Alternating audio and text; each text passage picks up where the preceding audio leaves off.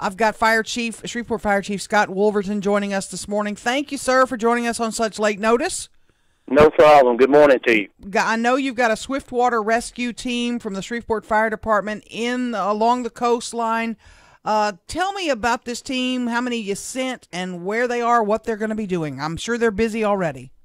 Yes, we sent a total of 13 members, really a dual role. The majority of those team members, 11, are filling the role of water rescue. Then we have 2 that are assigned to the incident support team, which they have integrated into the State Emergency Operations Center at Columbia, South Carolina. So they're helping with command functions there. The remaining 11, along with the other Louisiana task force teams out of New Orleans and Baton Rouge, are leaving this morning from Columbia, South Carolina, be going to Florence, South Carolina, which is about 100 miles northeast of there, and probably about 100 miles west of Myrtle Beach.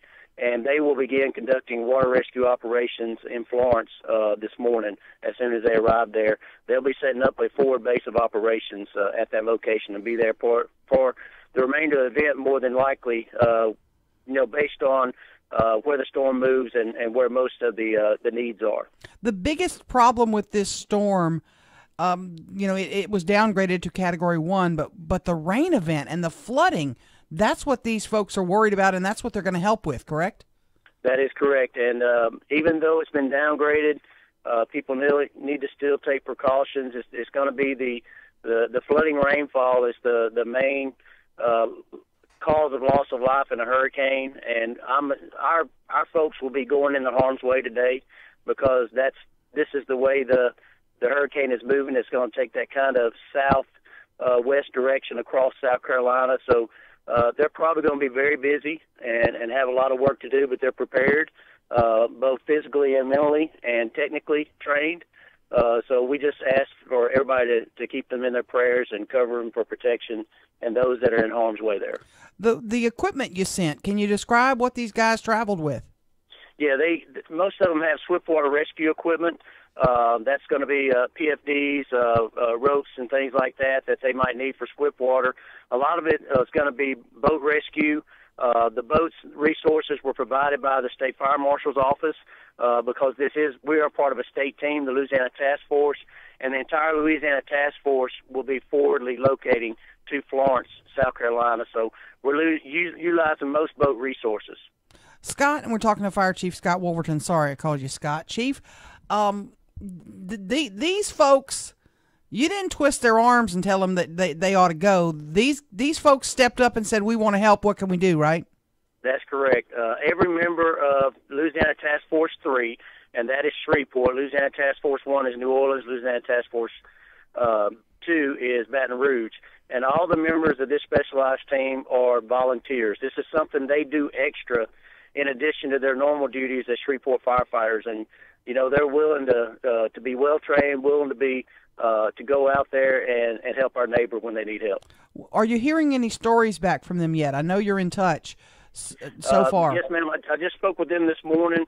While they were staged in Columbia, they were actually doing some additional training. They had the boats from the State Fire Marshal's office that we really hadn't utilized yet. We had our own boats that we're very familiar with, but they actually took the time that they were staging prior to the storm coming in from the ocean and actually did additional training, just getting used to the equipment and things like that, double-checking equipment. Right now they are convoying to Florence, so in a matter of a couple of hours they're going to be really busy. Chief, I texted you this morning. You know I have loved ones in New Bern, North Carolina, where they're doing rooftop rescues as we speak. Is the situation that bad in other communities as well? I don't have that kind of feedback yet as far as the areas in South Carolina where we're at. I think the expectation level is that it will be based on the amount of rainfall that they are predicting. And, that area received a lot of the outer bands and wind. And I've been getting a lot of feedback from that area about the number of rescues that they're making. And they are predicting those types of rescues also where our folks are at. And you got to understand there's thousands of resources that have been deployed to the Carolinas. So there were members deployed in the North Carolina area, and our members were deployed in the South Carolina area. So it's a lot of resources that are spread across a very large geographical area. Chief, the other concern, and I know you probably have this as well, is that this could be they could be there for a while. This may not be a 1 or 2 day deal, right? Yes, ma'am. And it's actually what they're on is an 8-day deployment, but we're 4 days into that deployment now. And today we'll be probably getting together, making plans on extending that or sending relief. And that's something you have to, measure your people by, the amount of work that they're doing, because it's not only the physical, being reduced physically, but also mentally. It has a lot of mental effect on your first responders also. So a change out of personnel is typically a good thing based on how long the event's going to occur. When you go to the fire academy to become a firefighter, you learn how to put out fires. These guys have obviously gone to special training to become part of the Swiftwater Rescue Team. You have a lot of these folks on your staff? Yes, ma'am. We probably have, I'm estimating, I don't have an exact number, but we probably have between 50 and 75 that are trained as Swiftwater technicians, and because it's something that we would do here also. I know when we say the fire department, most everybody thinks about a house fire and we put out fires, but there's a lot of other disciplines and specialized skills that we do in special operations and technical rescue.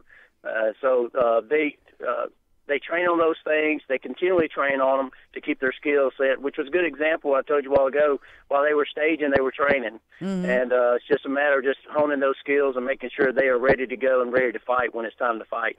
Fire Chief Scott Wolverton, Shreveport Fire Department, thank you so much for your time. Our prayers and thoughts and thanks to those folks you sent. Well, please pass that on to them. I will. I will pass that on today, and we appreciate it very much. Thank you, Chief. Thanks for your time.